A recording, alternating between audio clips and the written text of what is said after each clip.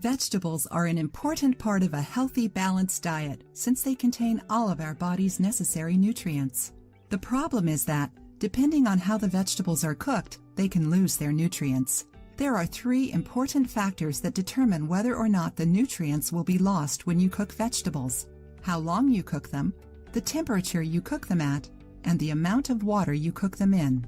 Out of these 3 factors, the amount of water is the most important. Too much or too little could directly influence the nutrient preservation. Here are some tips on the best way to cook greens and vegetables without losing nutrients. Whenever you cook vegetables, just barely cover them with water.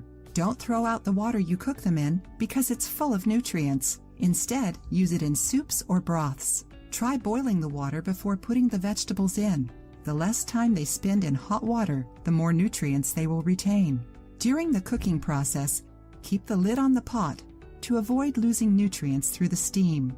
If you have a steamer pot, use it. This is one of the best ways to preserve the nutrients. Another good way to cook vegetables without losing nutrients is through passive cooking. It requires more time, but allows you to get other things done in the meanwhile without having to worry about burning your dish. This technique can be used for vegetables, greens, pasta, and grains. Here is how to do it. Boil the water. After it reaches a boil, turn off the stove. Put the desired food in. Put the lid on the pot. Wait for your food to cook.